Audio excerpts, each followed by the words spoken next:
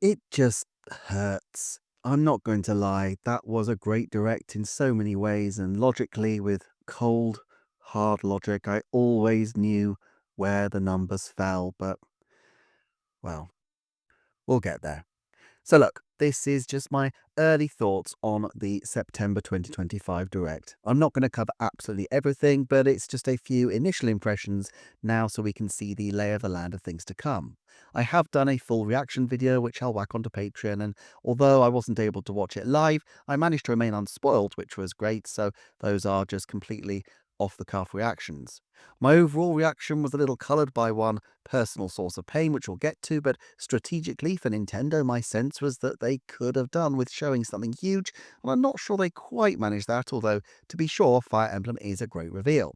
However, I think they probably are still going to sell so much in the next 9 months, with the combination of the Switch 2 being new and then the Mario movie over the horizon, that they really can hold stuff back. I'll talk about this more fully in another video, I expect, but I think we need to remember that the Direct is just the marketing wrapper. It has nothing to do with the actual game development. I'm sure they could show us footage of Mario, Animal Crossing, perhaps even the next Zelda, but they also know that they want to keep the most in reserve possible while not affecting their sales in the short and medium term. I think they probably called it right this time, but then again, I was always on the 15 million train rather than 20 million Switch 2s to be sold this financial year, which is also the target Nintendo set. Anyway, let's go through what we have had as revelations. Super Mario Galaxy 2. On the one hand, this feels like a bit of a missed opportunity because, oh my goodness me, a Galaxy Plus game? Oh, that felt like it had so much potential. On the other hand, it's an awesome title, and I'm looking forward to having it on Switch. It'll be interesting to see if this is a nerd game, as with Super Mario 3D All-Stars, or if Nintendo Software Technology have had a hand in it. If not, it opens up a lot of potential for NST to be working on something different. It's also not immediately clear how Galaxy for 3D All-Stars compares to this one. Do I need to buy yet another version of Galaxy for whatever graphical updates this may have compared to 3D All-Stars? We'll see, but I don't immediately see why I'd need to. Reportedly, they're $40 each as well, which isn't surprising but won't endear anyone to Nintendo's pricing strategies either. My instant thought is that the odds of a Galaxy 3 went up significantly, except that the next Mario game actually needs to set the stage for a third Mario movie. I'm also now really glad I held off on finalizing my Massive Koizumi video, which has been 10 months in the making, as I definitely think this gives it the coda I always suspected it needed. Okay, enough beating around the bush. Mario Tennis. So, in every Camelot video, and I've done quite a few, I've always gone through the options but said it's probably tennis. Or at least 50% plus something with tennis. I can't remember the numbers now. In my head, I was always clear that this was likely. And yet, in my heart, I really wanted the Takahashi brothers, who are now in their mid 60s, to retire on another RPG that brought them back to the kind of genius they once showed. Obviously, I wanted Shining Force, but I'd have settled for the far more likely and also awesome Golden Sun. I know they consider these sports titles RPGs, but I really wanted something that took them back to their roots. However, I think this was really the last time we might have hoped for a Golden Sun game. I'm sad to say it, but I think the odds of this franchise returning are now Mariana Trench low. I know people are always saying, put Monolith Soft on it, put some other developer on it, but these games aren't truly Nintendo titles in that Nintendo, as far as I can tell, involved themselves very little. They were always Camelot titles, allowing Camelot the grace that Sega didn't afford them, despite them putting out the very best RPG of all time that almost nobody has played in Shining Force 3. Once that generation of developers leaves or retires, as they might already have done for all we know, I don't see any earthly reason to bring Golden Sun back. And honestly, I'm not sure I'd want them to. Not everything is made better by being exhumed. I think there's a video I may get to at some stage about how Nintendo chooses which franchises to go in behind, Famicom Detective Club, and which, like Chibi Robo or Golden Sun, they have opted to snub. I mean, I guess the copium take is that the long wait for tennis might mean that there's some chance that they had a side project, but Camelot isn't that big a studio, and I think it just means that they had a long time to develop for 4K Mario Tennis. I'm not going to lie, the tennis announcement was a real sting and kind of threw me off kilter for the rest of the direct. Even during Fire Emblem, I was kind of down. And it's not that Mario Tennis isn't going to be cool, but we've had a Switch Mario Tennis. With a DS and 3DS, they opted not to double dip on tennis and golf games, and I really thought we might see the same here. However, in hindsight, this does address a problem that I've been mulling quite a bit, which is simply that without a sports title to bulk up the Mario lineup, it's actually quite hard to do the same cadence of Mario titles that they've been putting out. Now, what are the odds that Next Level Games will have another go at Strikers? I love Strikers, but Battle League felt like someone had stopped them halfway through. That might be interesting, although I imagine it will be quite a long way off. DLC for Donkey Kong Bonanza was unexpected. I thought this would wait until next year after the game has had a holiday season to itself, but I guess the logic is that once 3D Mario comes along, Donkey Kong Bonanza will be old news. I'll be excited to play it when I'm able. We also just got the one first-party plus game in the form of, as expected, Super Mario Bros. Wonder.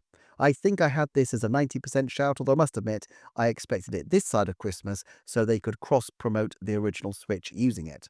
Yoshi and the Mysterious Book is certainly interesting.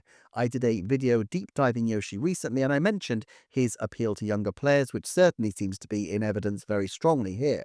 Is it possible that Good Feel are doing it and managed it on a much shorter turnaround time than usual?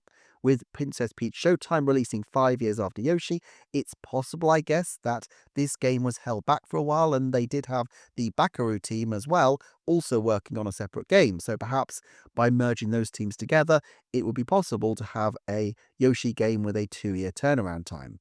Alternatively, this could be a new team or even an internal EPD grouping. It looked even more young gamer focused than normal, but we'll see, I guess. Virtual Boy. I did expect it, but I must admit, not quite yet.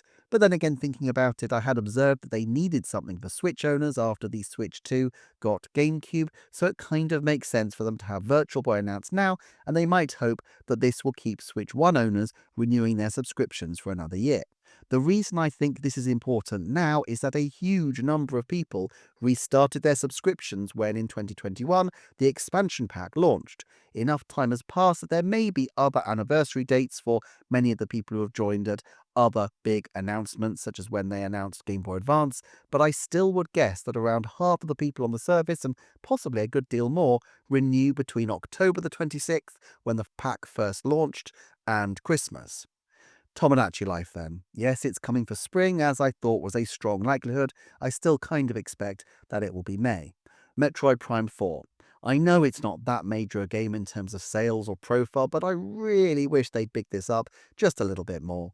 The Metroid Cycle Zero was kind of cool, I guess, but the open sandbox looked like it had a lot of sand, so didn't quite feel as wowy as they might have been going for. However, all that aside, the game itself looks awesome, and I'm confident that it will be an amazing time. In a way, I'm glad they're holding back stuff because I hate spoilers. And finally, yeah, Fire Emblem Fortune's Weave. I do love a tactics RPG and Fire Emblem is always good fun. Not much else to say at this time, but I'm sure I will do a deeper deep dive in due course. This isn't a full roundup then, but of my pre-direct video predictions, and I'm only doing the actual last video, I think that's 100% of the 90% category, 75% of the 70% category, with only game chat not getting a mention. Now, the 50% forecasts, well, they're trickier because I phrase the original prediction perhaps a bit badly. Do Galaxy and Galaxy 2 count separately? If so, they did hit 5 retail titles, but I think it's only one actual physical edition, so I'd not count that as 2 titles, but only one, which means they have 4 games, as I count it, coming out before Thanksgiving, although someone can correct me on that if I've missed something. I was right on Metroid Prime 4 in December, right on a spin-off character announcement. Tomodachi did show up, even though I thought it was a coin toss odds, but Rhythm Heaven was actually the one that got skipped. No Pokemon Champions, so what does that make that? 60%, I think. Then the 30% forecasts here, well, I score either 20% or 40%, depending on whether or not you count the B-roll footage of Sakurai as him appearing in person. I guess I should take the average and say I hit 30% exactly, but I'm not sure that's quite in the spirit of the thing.